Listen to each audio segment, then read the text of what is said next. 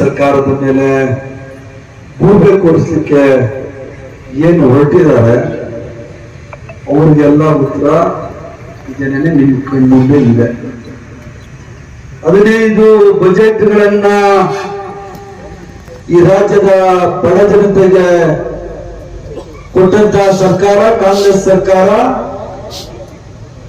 ಮುಖ್ಯಮಂತ್ರಿಗಳಾದ ಸಿದ್ದರಾಮಯ್ಯ, ಸನ್ಮಾನ್ಯ ಮುಖ್ಯಮಂತ್ರಿಗಳಾದ ಸಿದ್ದರಾಮಯ್ಯ ಅವರ ನೇತೃತ್ವದಲ್ಲಿ ಇಡೀ ರಾಜ್ಯ ಇವತ್ತು ಸುಭಿಕ್ಷವಾಗಿ.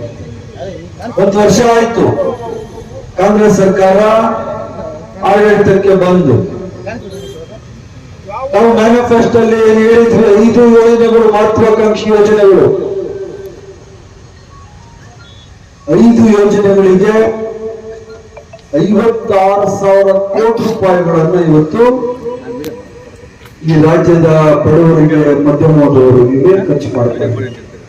ಚುನಾವಣೆಗೆ ಮುಂಚೆ ಪಾಪ ಬಿಜೆಪಿಯವರು ನಿಮ್ಮಲ್ಲೆಲ್ಲ ಒಂದು ಟೂಟ್ ಹಾಕಿದ್ರು, ಓಟ್ ತಗೊಂಡು ಹೊರಟೋಗ್ತಾರೆ, ಮತ್ತೆ ಯಾವುದೇ ಆಶ್ವಾಸನೆಯನ್ನ ಈಡೇರಿಸಲ್ಲ ಅಂತಾರೆ.